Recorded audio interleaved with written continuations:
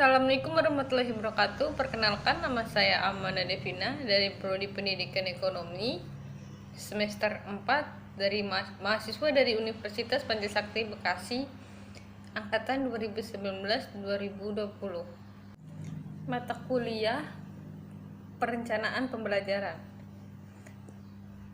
Pengertian perencanaan pembelajaran: tingkah laku serta keterampilan peserta didik dengan materi dan karakteristik peserta didik tertentu 4 Gentry 1994 mengatakan perencanaan pembelajaran adalah suatu proses yang merumuskan dan menentukan tujuan pembelajaran, strategi, teknik, dan media agar tujuan pembelajaran umum tercapai. Maka dapat diketahui bahwa perencanaan pembelajaran mempunyai karakteristik sebagai berikut. Yang pertama, perencanaan pembelajaran merupakan hasil dari proses berpikir. Artinya, suatu perencanaan pembelajaran tidak disusun sembarangan, tetapi dengan mempertimbangkan segala aspek yang mungkin dapat berpengaruh dan segala sumber daya yang tersedia yang dapat mendukung keberhasilan proses pembelajaran. Yang kedua, perencanaan pembelajaran disusun untuk mengubah perilaku siswa sesuai dengan tujuan yang hendak dicapai, sehingga tercapai tujuan merupakan fokus dalam perencanaan pembelajaran. Yang ketiga, perencanaan pembelajaran berisi tentang rangkaian kegiatan yang harus dilaksanakan untuk mencapai tujuan.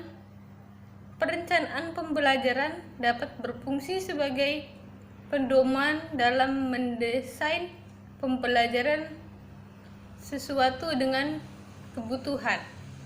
Konsep dasar perencanaan pembelajaran berbasis kompetensi.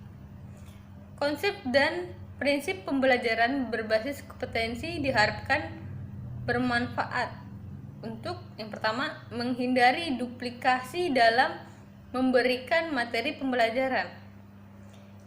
Dengan menyajikan materi pelajaran yang benar-benar relevan dengan kompetensi yang ingin dicapai, dapat dihindari terjadi duplikasi dan pemberian materi pembelajaran yang terlalu banyak. Yang kedua, mengupayakan konsistensi kompetensi yang ingin dicapai, mengajarkan suatu mata pelajaran dengan kompetensi yang telah ditentukan secara tertulis. Siapapun yang mengajarkan mata pelajaran tertentu tidak akan bergeser atau menyimpang dari kompetensi dan materi yang telah ditentukan. Yang ketiga, meningkatkan pembelajaran sesuai dengan kebutuhan, kecepatan, dan kesempurnaan siswa. Kelima,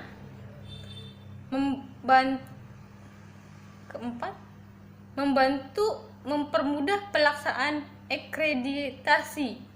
Pelaksanaan akreditasi akan lebih dipermudah dengan menggunakan tolak ukur standar kompetensi. Kelima, memperbarui sistem evaluasi dan laporan hasil belajar siswa dalam pembelajaran berbasis kompetensi.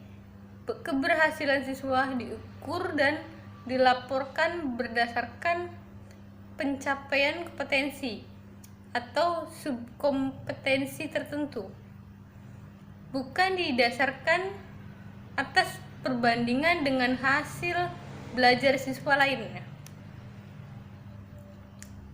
Kompetensi awal peserta didik. Karakteristik yang mendasari underlying characteristics berarti kompetensi merupakan bagian dari kepribadian seseorang yang telah tertanam dan berlangsung lama dapat memprediksi perilaku terkait causally relate dalam berbagai tugas dan situasi kerja. Ada 5 tipe karakteristik kompetensi, yaitu yang pertama, motivasi. Sesuatu yang secara konsisten dipikirkan dan diinginkan yang menyebabkan tindakan seseorang. Yang kedua, ciri-ciri traits, karakteristik fisik dan respon-respon yang konsisten terhadap situasi atau informasi. Yang ketiga, konsep diri, sikap-sikap nilai atau gambaran tentang diri sendiri seseorang. Keempat, pengetahuan, informasi yang dimiliki seseorang dalam area spesifik tertentu. Kelima, keterampilan, kecakapan seseorang untuk menampilkan tugas fisik atau tugas mental tertentu. Yang terakhir ada karakteristik peserta didik.